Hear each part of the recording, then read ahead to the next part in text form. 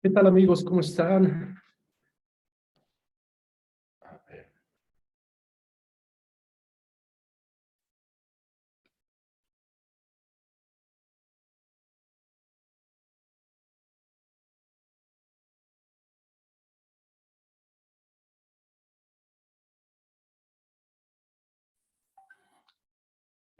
Contador José Frank tiene su micrófono apagado.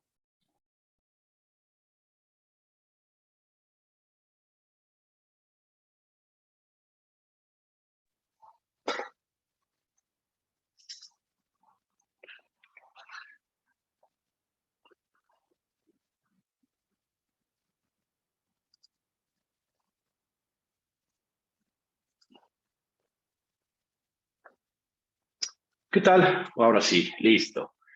¿Qué tal? Muy buenas tardes a todos. Qué gusto saludarlos, y para mí es un gusto darles la más cordial bienvenida a esta sesión, a este webinar que el día de hoy hemos preparado para ustedes sobre este tema que, pues, si bien es cierto, desde hace prácticamente un año hemos venido discutiendo, ¿no? En los diferentes foros por las reformas que se han dado en el ámbito de la subcontratación laboral y con ello todo lo que tiene que ver con el tema de la PTU.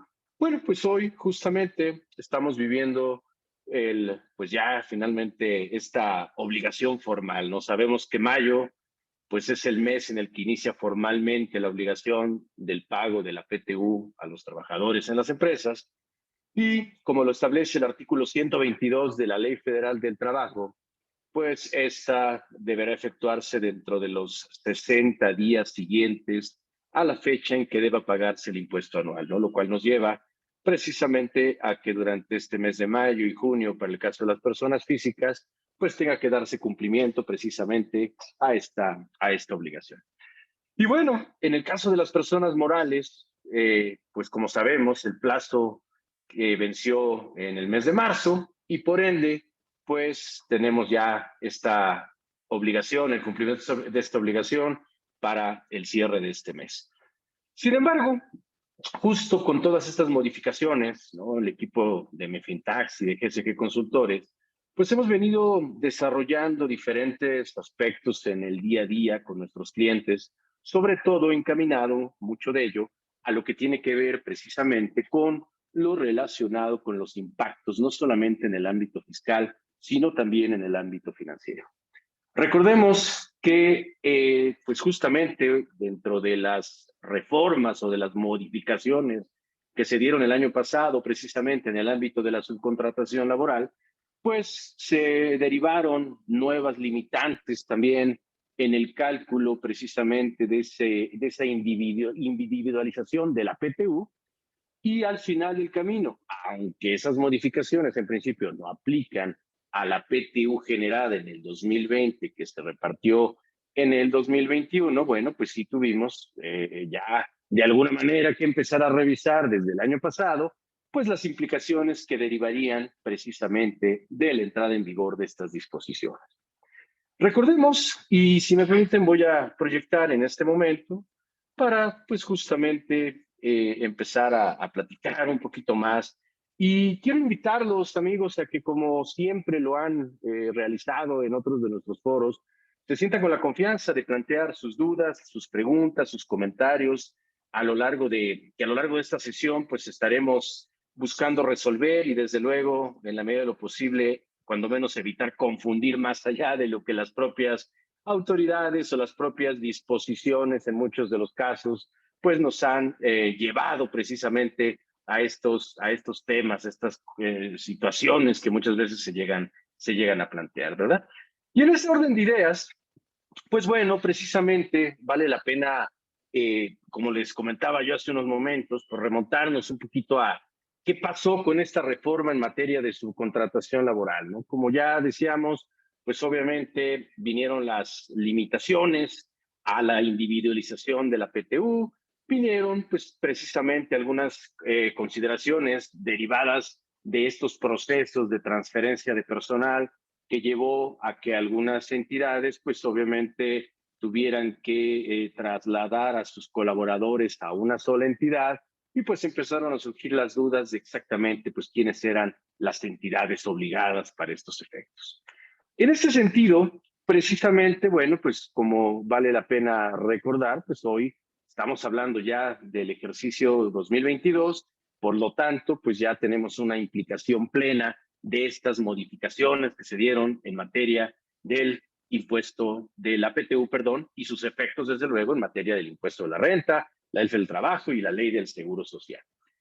Vale la pena comentar, y si me lo permiten, de alguna forma, algunos elementos que de alguna forma deben tenerse en consideración, ¿no?, dentro de estas modificaciones que se han venido dando, y recordar algunas cuestiones que son fundamentalmente importantes. Ya hablamos en algún momento dado, ¿no? Al final, permítanme tantito aquí.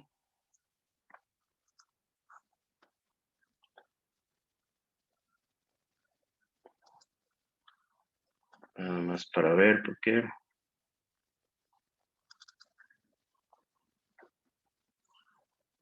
Un minuto aquí.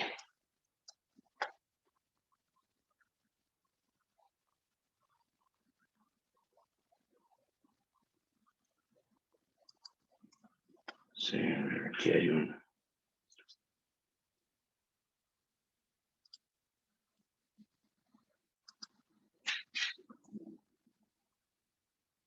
Vamos a ver. Exacto. Listo. Ahora sí. Muchas gracias.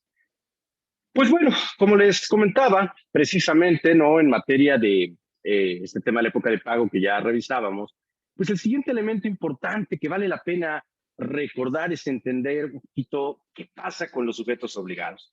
En materia de PTU, recordemos que están obligados a efectuar el reparto de utilidades todas las personas físicas o morales que tengan trabajadores a su servicio, sean estos o no contribuyentes del impuesto sobre la renta.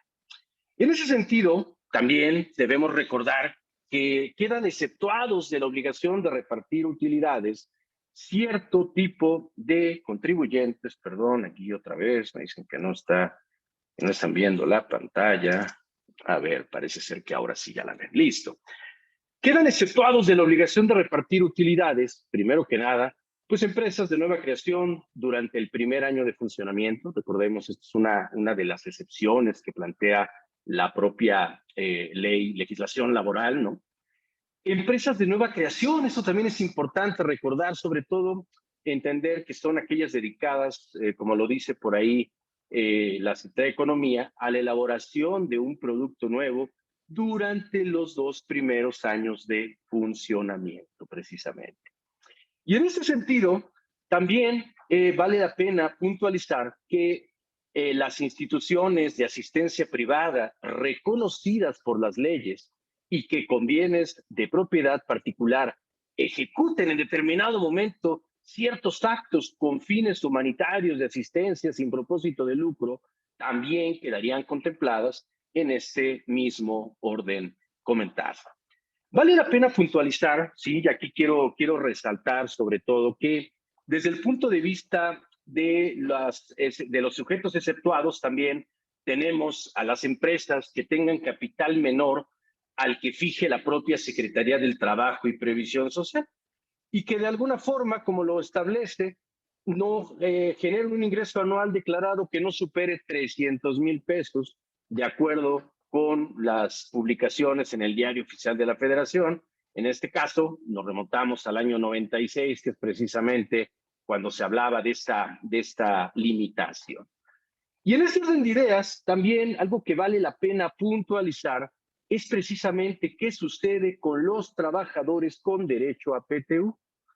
En este sentido, ¿no?, vale la pena recordar que desde el punto de vista de la Ley Federal del Trabajo tienen derecho a recibir PTU trabajadores de planta, ya sea que se encuentren en periodo indeterminado, determinado u obra determinada por cualquier periodo laboral.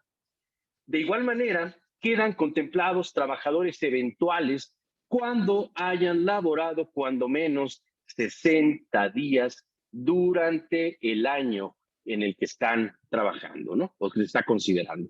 Y desde luego, también los trabajadores de confianza.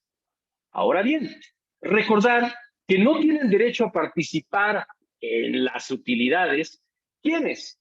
Primero que nada tenemos los directores, los administradores, los gerentes generales, tomando en cuenta sus funciones, no el nombre del puesto. Esto es muy importante. De alguna forma, nosotros debemos tener en consideración que al final el nombre del puesto puede ser indistinto. Lo relevante para estos efectos es entender cuáles son los colaboradores que realizan funciones de carácter directivo, que administran de alguna manera las actividades esenciales del negocio, así como los gerentes generales. ¿De acuerdo? Esto es muy importante también de resaltar y de no perder de vista en ningún momento. Ahora bien, al final, los trabajadores, recordemos que en este sentido, tenemos por ahí, de repente hay una consideración en materia de los socios o accionistas, porque al final, de repente llega a existir la inquietud de si deben o no ser considerados trabajadores. Y en este sentido, debemos atender a lo que se dispone respecto a que los socios o accionistas no son considerados trabajadores por no tener una relación subordinada con respecto al patrón. Recordemos que al final de ahí lo que surge o lo que se vincula es algo de carácter mercantil, más allá que sea una relación de carácter laboral. Y de alguna forma, algo que pues es importante resaltar es que el tema de la subordinación, ¿no? Es parte de lo que se ha venido pues definiendo, ¿no? Con todos estos temas de las diferentes disposiciones, de las diferentes reformas. Y en este sentido, pues algo que se ha definido es que los patrones que contraten servicios externos de personal, pues deben tener en cuenta en todo momento que la relación subordinada de ese personal es directamente con la empresa con la que se tiene contratado el servicio. En ese sentido, ese personal debemos tener claro que no se considera legalmente como un trabajador subordinado a la empresa. ¿Por qué? O por lo que tampoco en determinado momento, pues tendrán derecho a participar de las utilidades de esta, ¿no? Obviamente, ¿quién será la que les participe? Pues la que presta el servicio, ¿no? Y esto es parte precisamente de tener claridad sobre estas modificaciones en materia de subcontratación laboral. Algo muy importante a resaltar en cuanto a los días efectivamente laborados y los no laborados. ¿Cuál es el punto importante? Bueno, resulta que aquí algo que es fundamental entender es que para efectos del conteo de los días laborados debemos recordar que deben considerarse las incapacidades por maternidad, deben considerarse las incapacidades por riesgo de trabajo. Esto de repente es una de las grandes dudas que surge precisamente por la forma en la que muchas veces llevamos a cabo los controles de este tipo de días efectivamente elaborados, pero sí, las incapacidades por maternidad, las incapacidades por riesgo de trabajo, los días festivos, ¿no? En este caso, el séptimo día, por ejemplo, los días, cuando es días de descanso, las vacaciones y cualquier permiso contractual. ¿Esto qué significa? Que finalmente tenga o esté relacionado con el goce de sueldo. Y desde luego, también entra la parte sindical, en donde recordaremos que la Ley Federal del Trabajo nos establece los permisos para desempeñar comisiones sindicales, también juegan en el conteo de los días laborados. Ahora bien, ¿qué o cuáles son los que quedan fuera? Bueno, ya dije hace un momento unos. Los permisos, ya sea con o sin goce de sueldo, ¿no? Finalmente, en principio, esos permisos que están contemplados, ¿no? Al final quedan fuera del alcance de esta disposición. Claro, en principio podrían cuestionar, oye, pero si hay sueldo, pues realmente, ¿qué tanto podríamos hablar de que se trate de un permiso? Bueno, al final, esto es algo que hemos encontrado de repente en la práctica, que hay quien dice, bueno, al final, si no está prestando su servicio, bueno, yo puedo pagarle una determinada cantidad, pero el hecho de que él reciba una remuneración no necesariamente está vinculado con el hecho de que haya laborado ese día. Espero haber sido claro en esto, ¿no? Entonces, el hecho, repito, de que él reciba un sueldo, pero tuvo permiso para ausentarse, finalmente, en ese sentido, lo que la ley, o como debemos interpretar la ley, es que ese permiso no se considera como día laboral, ¿no? Las incapacidades, también en este caso por enfermedad general, quedarían fuera de esta consideración, así como toda ausencia injustificada. ¿Qué otra cosa debemos recordar en materia de la PTU? Bueno, pues algo que nos ha tocado y de manera reiterada platicar justamente con nuestros clientes, ¿no? Es tener mucha claridad sobre esa base salarial para el cálculo, sobre todo tomando en consideración que en la práctica podemos determinar o tener de alguna manera diferentes tipos de percepciones. Por un lado, podríamos hablar cuando hay percepción de un salario fijo, en cuyo caso se considerará la cuota diaria dejando a un lado todos los conceptos extraordinarios y obviamente gratificaciones y demás percepciones, ¿no? Entonces, al final, esto aplicaría para el salario fijo. Por otro lado, cuando se percibe salario variable, pues algo que nos establece la disposición laboral es que se debe tomar el promedio, recordemos, de todas las percepciones que se hayan obtenido en el ejercicio fiscal materia del reparto. También dejando a un lado trabajo extraordinario, gratificaciones y cualquier otra percepción.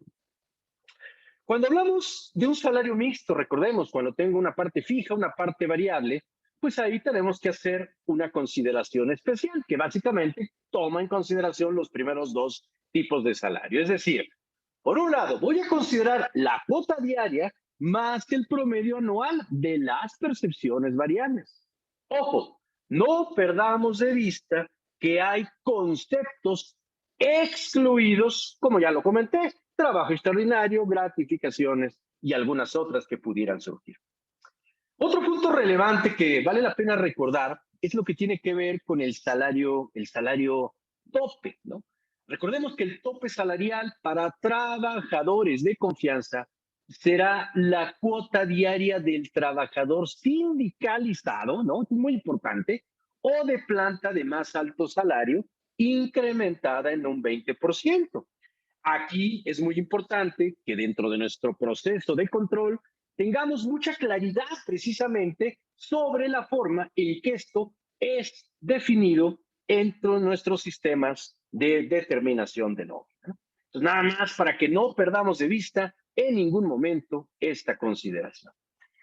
En este orden de ideas, sí, tenemos que ser muy cuidadosos precisamente de la forma en la que estamos controlando las diferentes percepciones para identificar cuáles iban a jugar dentro de la determinación de la base de cálculo y a partir de ello poder tener una adecuada determinación también de esta PTU. Ahora, déjenme decir o platicar un poquito algunos elementos relacionados con la individualización de la PTU.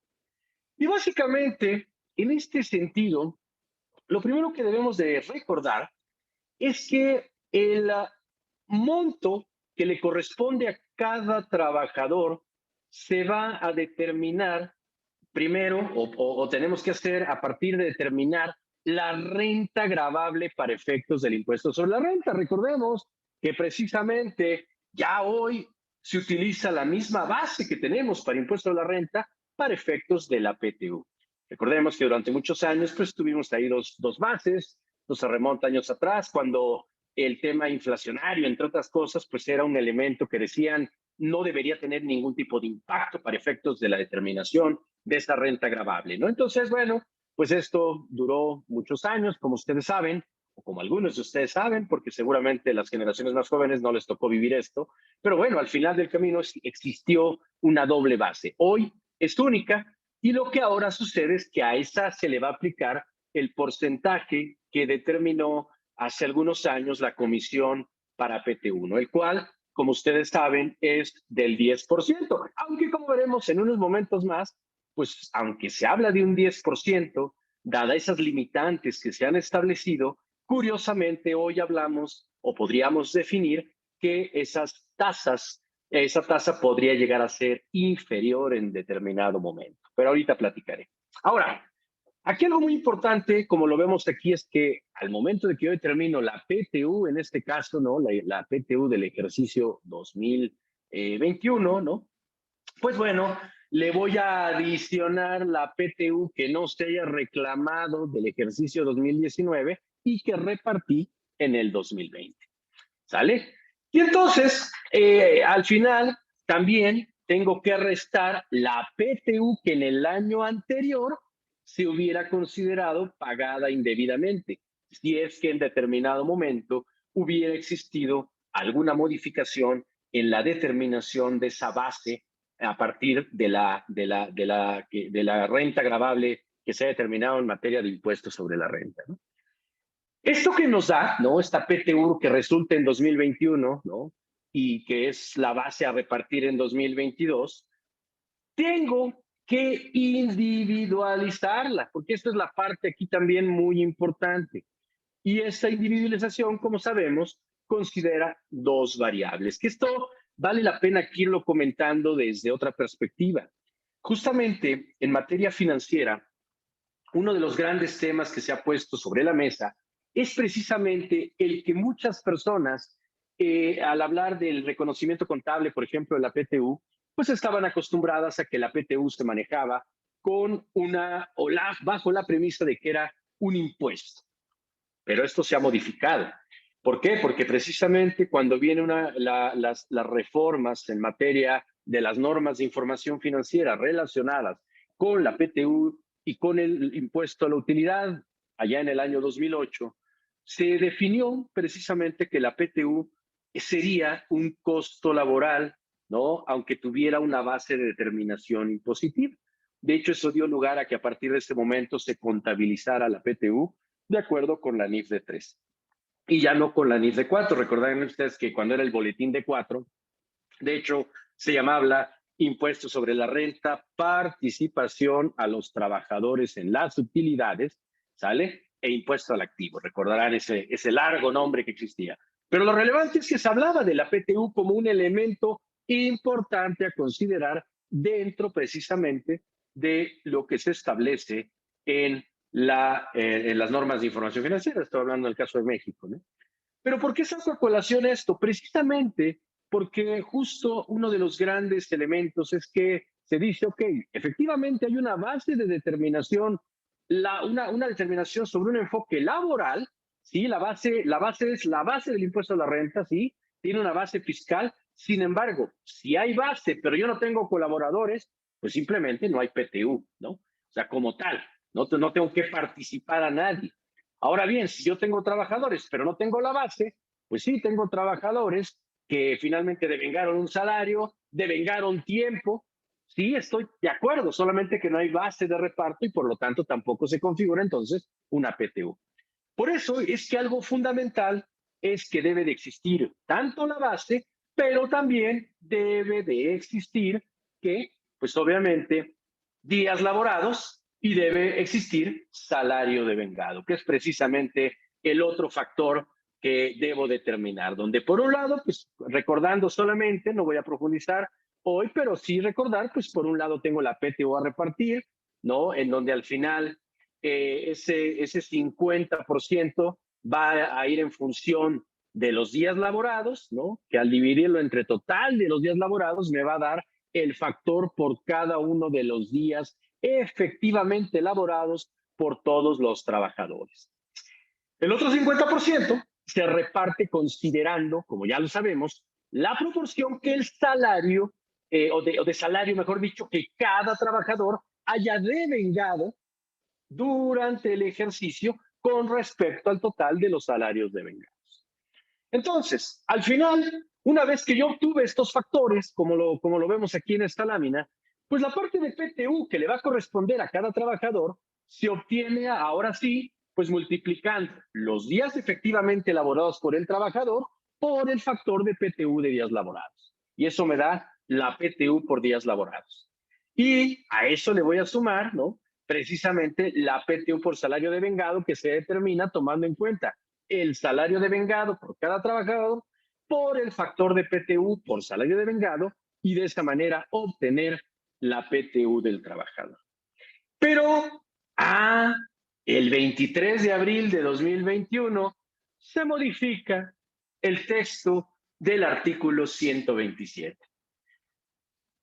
¿Qué impacto tiene esta modificación? Bueno, que con esta modificación se enfatiza el derecho de los trabajadores a participar en las utilidades de las empresas, pero además se busca orientar a que se establezcan bases de implementación que favorezcan al trabajador. Y entonces, al final, pues a partir de ahí vinieron una serie de consideraciones, una serie de circunstancias que al final, pues como muchas veces desafortunadamente va sucediendo, pues lo único que sucede es que nos empiezan a confundir en el día a día, ¿no? Entonces, al final es como muy relevante. Pero ¿cuál es el punto clave? Bueno, déjenme, empiezo por lo siguiente.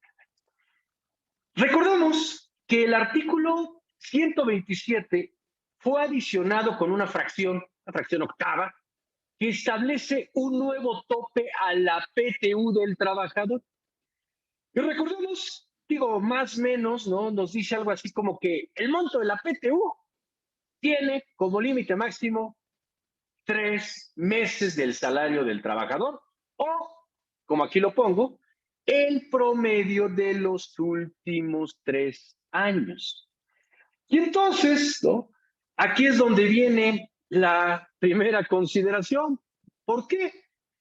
Pues lo que nos dice es que si la PTU que resulta para un trabajador derivado del proceso de individualización es mayor a 3 meses de salario, o bien al promedio de la PTU recibida en los últimos 3 años, pues dice, no vas a entregar el monto derivado de la individualización, ese que acabamos de ver cómo se calculaba, sino que lo vas a topar al monto mayor entre los 3 meses de salario o bien el promedio de los últimos 3 años. Al final, esto es por lo que les decía que entonces puede ser que la tasa efectiva del trabajador muy probablemente ya no sea del 10%. Y precisamente aquí se vuelve muy importante este concepto de la tasa efectiva, porque precisamente al hablar del reconocimiento financiero, vamos o debemos tener presente que la determinación en su caso de una PTU diferida, como lo voy a comentar en un momento más adelante, puede tener que ver precisamente con dicha tasa efectiva, tal y como lo voy a comentar en unos momentos más. Pero bueno, entonces, pues ahí es donde viene, híjole, entonces ya estamos hablando de que puede ser que le pague menos que la individualización sobre la base del 10%. Ahora, ¿qué dudas empiezan a surgir? Oye, primer duda, ¿qué pasa con la PTU que exceda de esos topes? Pues, ¿qué pasa? Que se queda como utilidad de la empresa. Es decir, de ninguna manera podemos decir que es una PTU no reclamada que pueda ser sumada a la del ejercicio 2022 para repartirse en 2023. Ese es un primer punto que debe quedar muy claro. ¿Sale? Ahora bien, habrá en determinado momento entonces, sobre esta base, tener mucha claridad. ¿Por qué?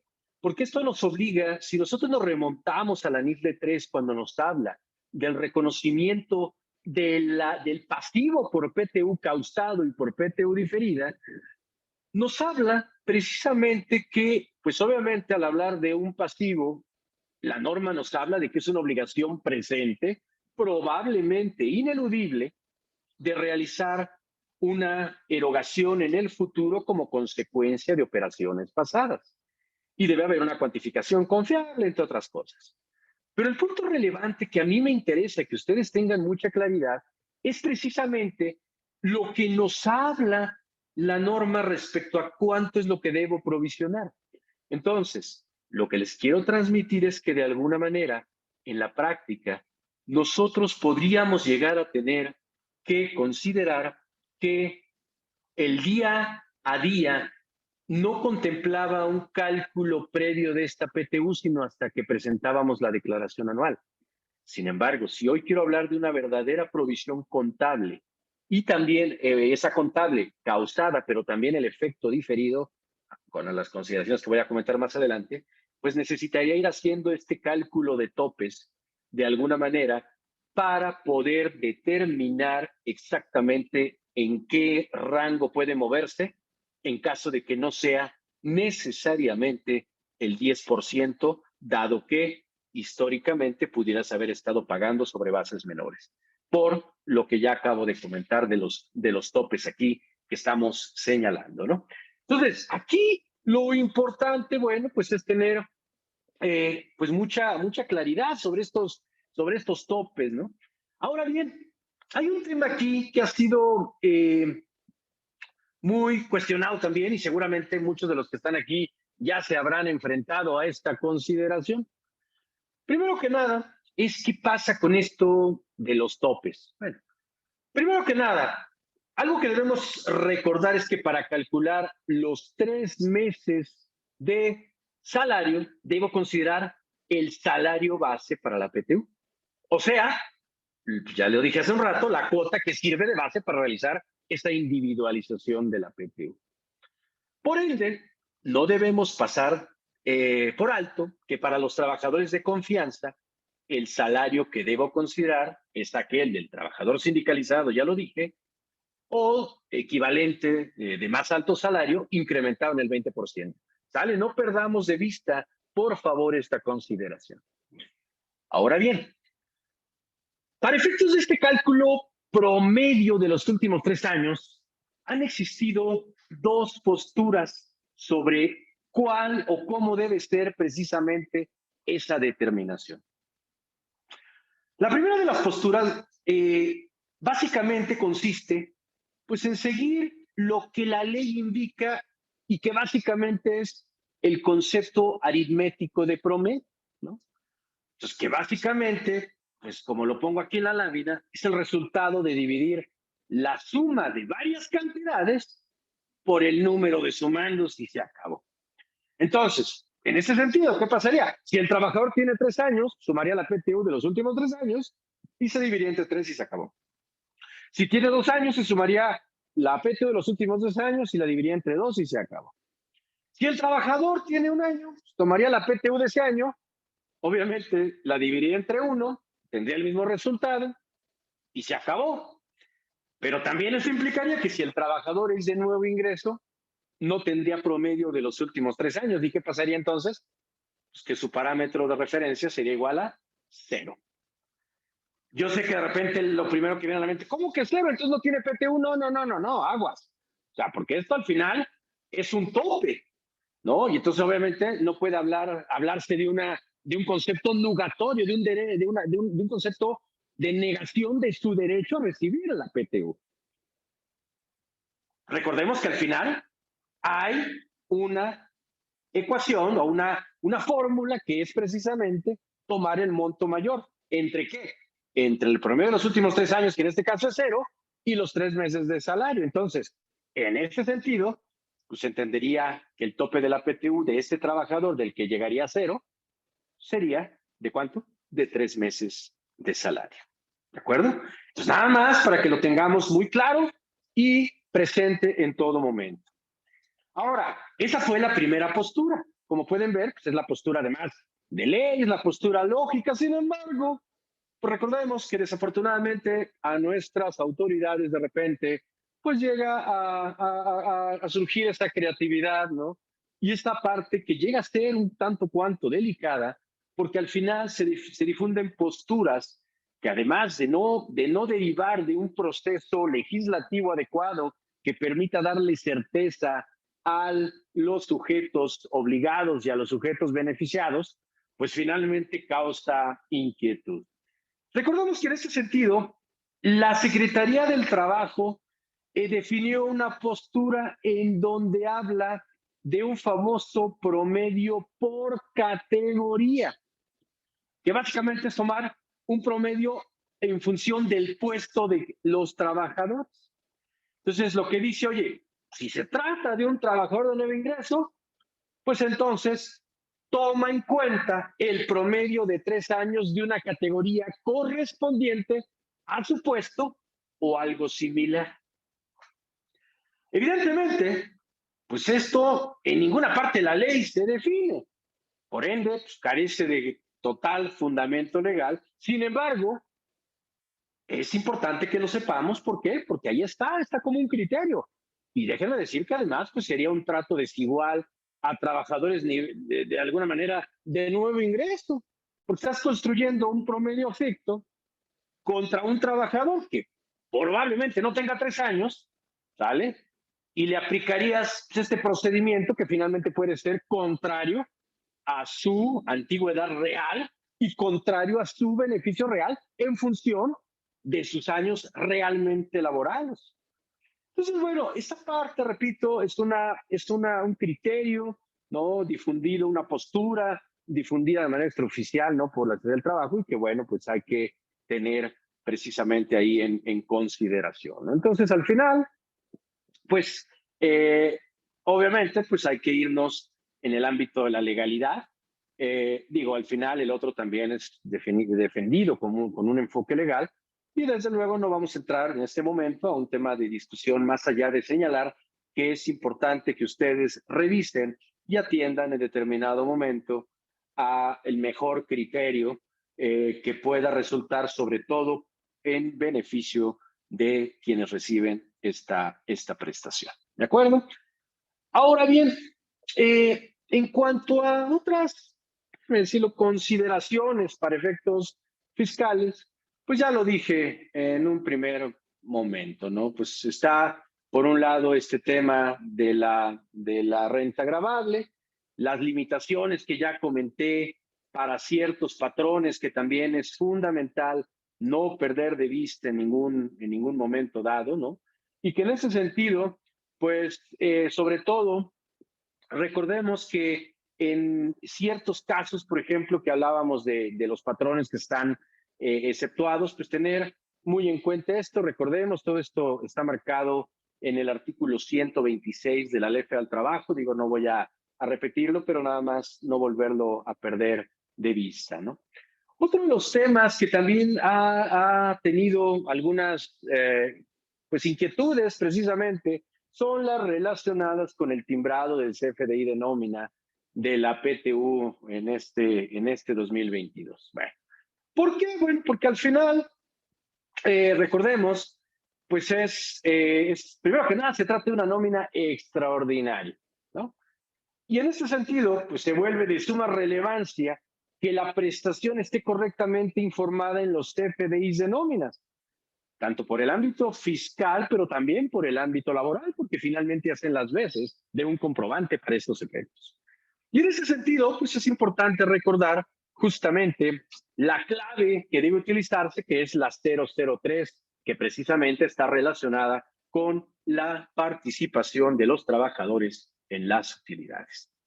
Aquí algo que es importante, es que tengan claro que es importante evitar ciertas claves, ¿sale? Que de repente se llegan a usar de forma indiscriminada y traen como consecuencia, pues que finalmente empiece a haber un descuadre en la información. ¿Cómo cuáles?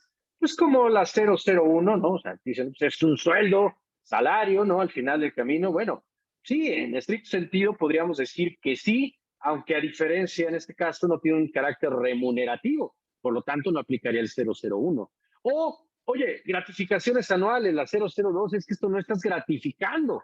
También es un tema conceptual que desde el punto de vista jurídico tiene una repercusión importante.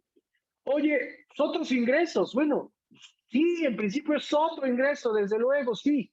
Sin embargo, tienes que dejar de manifiesto qué le estás pagando por lo que ya comenté, por el ámbito, por el aspecto laboral. Y entonces, al final, pues es fundamental, mejor dicho, que tengan en consideración. Por ejemplo, que me están poniendo aquí, y voy respondiendo después muchas de las preguntas en un momento más, pero al final, como dicen, oye, algunos trabajos que ya no están activos, a los que se les emitió el CFDI de la PTU, pero que nunca los cobraron por olvido, decía por parte de ellos. ¿Y es correcto cancelarlos antes del mes de marzo del siguiente año para no considerar ese PTU como pagada y deducible? Claro, o sea, al final del camino esto es fundamental porque finalmente tienes que dejar o no perder de vista que este tipo de ingresos se causan contra flujo de efectivo, ¿no? Y así es como debe quedar manifestado también en los comprobantes fiscales respectivos. A ver, algo que también es importante, ¿no? En esta parte de los comprobantes, pues es que es muy importante no olvidar que dado que la PTU tiene una extensión que es precisamente de 15 UMAS, pues en el comprobante tengo que desglosar y tengo que informar de manera precisa la parte grabada y la parte exenta. Esto también es muy importante y no debemos perderlo de vista en ningún momento. ¿De acuerdo? Y algo que quiero resaltar también, sobre todo en este tema, ¿no?, de la PTU, podríamos hablar muchos elementos, pero sobre todo resaltar, ¿no?, que al final, dependiendo de las diferentes características de los sistemas de nómina que ustedes tengan como patrones, pues obviamente es muy común que tú generes los FDIs de esta nómina extraordinaria, como lo acaban ahorita de preguntar, por eso saco el comentario, los generan de manera indistinta si esta ha sido cobrada o no. Y entonces, pues aquí como me ponen, oye, pues sí, o sea, al final de este tema, recordemos pues que el SAT considera pagada toda PTU que consta en un CFDI de nómina. Y entonces, pues aguas, ¿no? Porque al final también pues estarían disminuyendo de los pagos provisionales una PTU considerada como pagada cuando en realidad no lo es.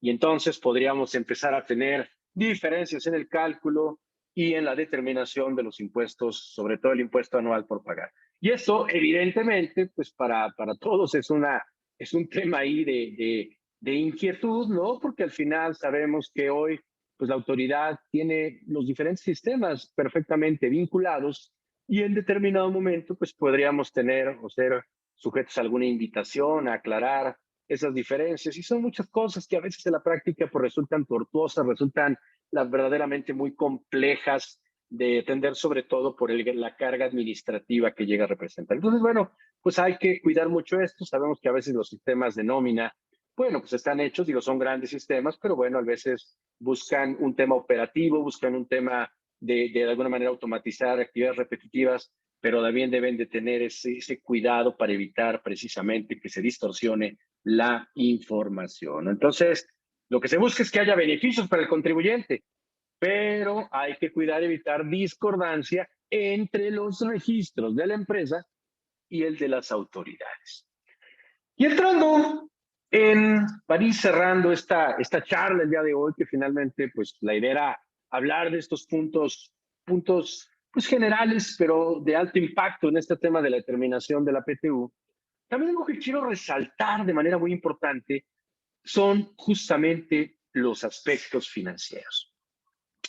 ¿Qué sucede? Bueno, recordemos, como ya lo comenté, que la PTU para los efectos laborales, perdón, para los efectos financieros, discúlpenme, pues es considerada o se considera que forma parte de la NIF D3 de beneficios a los empleados.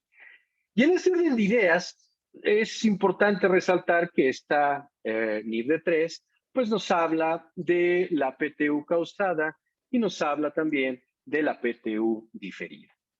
Vale la pena resaltar, ¿no?, que en este sentido, la NIF D3, a lo largo del tiempo, les decía yo al inicio, pues se había venido manejando, sí, todo lo que tenga que ver con costos laborales, pero la PTU estaba considerada como un impuesto. Finalmente, en el 2008 se modifica. Y lo que quiero resaltar aquí es precisamente en qué cambia ahora este reconocimiento, sobre todo, ¿por qué? Porque por un lado, desde el punto de vista de la NIF D3, cuando hablamos precisamente de lo que es la PTU causada, ¿no?, pues algo que debemos de tener nosotros en consideración es que desde el punto de vista de la norma, la PTU causada tiene que ver con el porcentaje, otra vez dice, vas a provisionar el porcentaje que tienes que pagar a tus trabajadores o del cual tienes la obligación de pagar.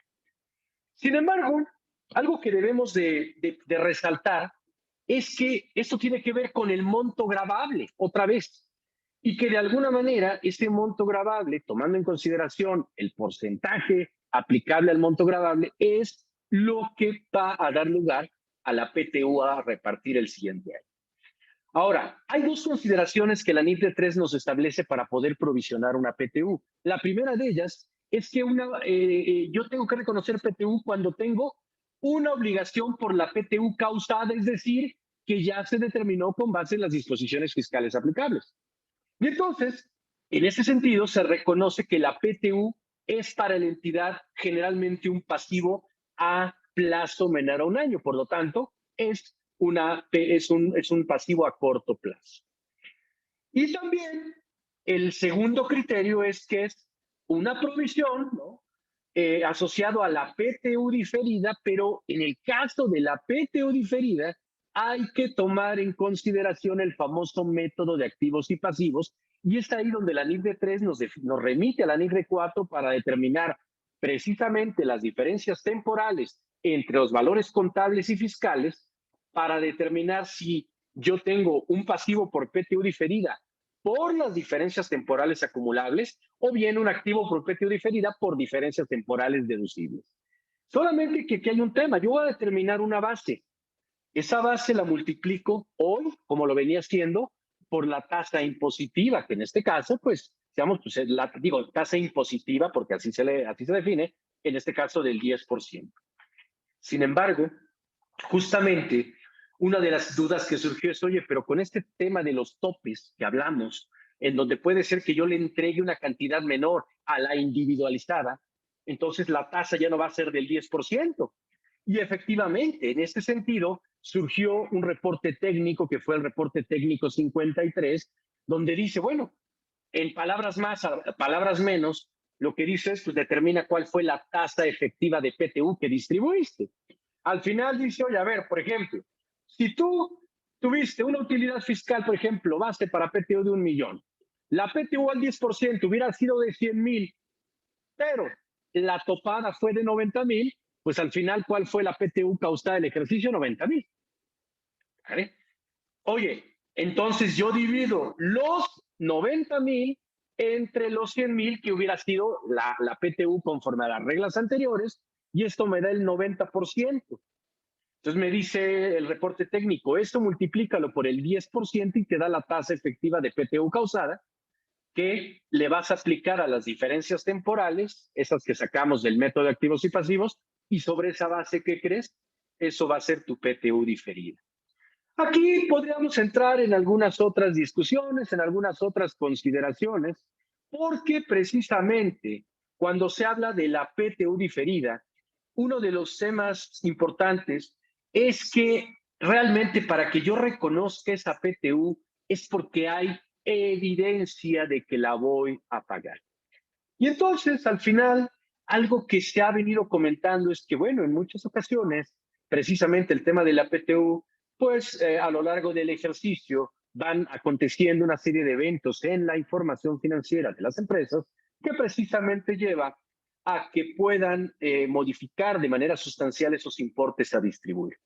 Entonces, al final del camino, pues lo que plantea este reporte técnico es, bueno, no perdamos de vista qué dice la NIF de 3 y no pierdas de vista que al final del camino tú lo que vas a tener que reconocer es efectivamente este pasivo sobre la base de lo que represente una verdadera obligación presente, probablemente ineludible, de tener disminución de beneficios económicos en el futuro. ¿Como consecuencia de qué?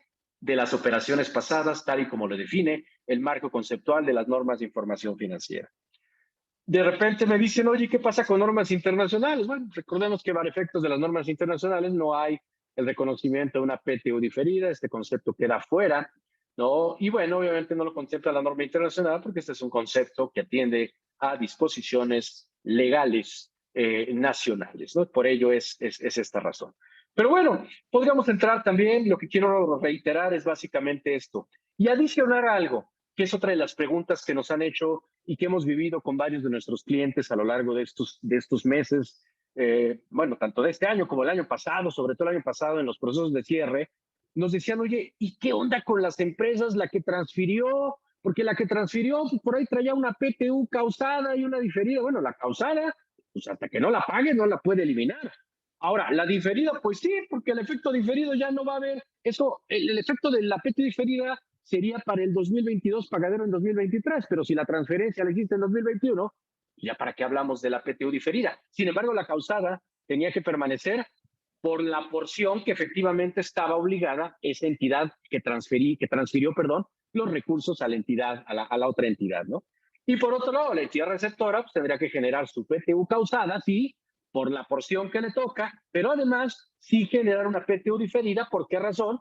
Porque para efectos prácticos, esa entidad sí tenía, o sí tiene, mejor dicho, las repercusiones por las decisiones fiscales que esté tomando, que haya tomado en 2021, le van a hacer repercusiones tanto en ISR como en PTU en los ejercicios subsecuentes y por ende, a la luz del método de activos y pasivos, muy probablemente tener efectos en las diferencias temporales acumulables y en las diferencias temporales deducibles y por ende en la base del impuesto a la utilidad diferida.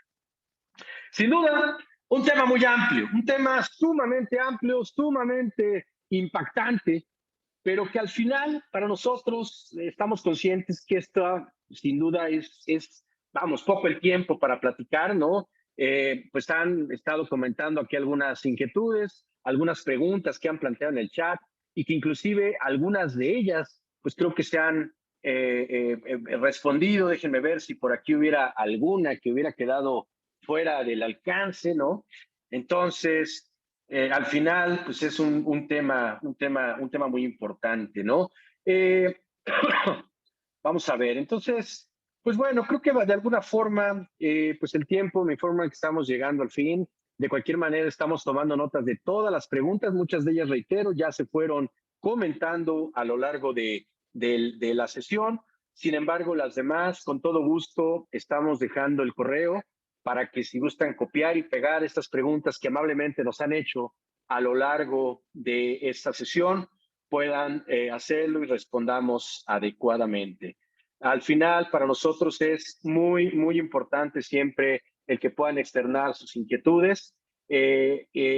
Estamos llegando pues ya al final de este webinar y bueno, pues déjenme ver si por aquí hubiera algún otro comentario. Me dicen por aquí esta pregunta, a ver, esta es una pregunta nueva, dice, oye, ¿qué pasa con la PTU pagada? Me habían comentado que para que cuadrara la declaración anual con ya que la que se terminó el anual de 2021, debo de presentar declaración complementaria. Bueno, sí, aquí hay un tema que tiene que ver precisamente con el tema justo, ¿no? De la información que se manifestó en las declaraciones. Recordemos que hoy estamos hablando de un esquema de inteligencia, de datos. Entonces, hoy, de alguna manera, la información, si anteriormente había datos como este de las pérdidas fiscales, como el tema de la PTU, como pues muchos otros conceptos que pues se veían como temas que, bueno, la verdad es que no los veían tan relevantes, hoy tienen un significado importante y precisamente va relacionado con esto que están comentando. Pues, por mi parte, reitero, dejo abierto con mucho gusto los correos electrónicos. Con toda confianza pueden plantear sus dudas y de cualquier manera, quien esté interesado en conocer un poco más, estaremos teniendo un curso específicamente para hablar de muchos de estos temas el próximo lunes 30 de mayo. Será un gusto el poder saludarlos por ahí también y poder platicar más a fondo de todos y cada uno de los temas que han venido comentando en sus mensajes. Sin más, pues les deseo una excelente tarde, les deseo que sigan de lo mejor y sobre todo les deseo que dentro de toda esta nueva etapa que estamos empezando a vivir, pues la vivan de la mejor forma. Somos afortunados de tener trabajo, somos afortunados de hoy poder estar aquí saludándonos y sin duda para Grupo GSGM Fintax el tenerlos aquí escuchándonos, siempre será un gusto compartir esto con ustedes. Muchísimas gracias a todos, muy buena tarde y excelente cierre de día y buenas noches.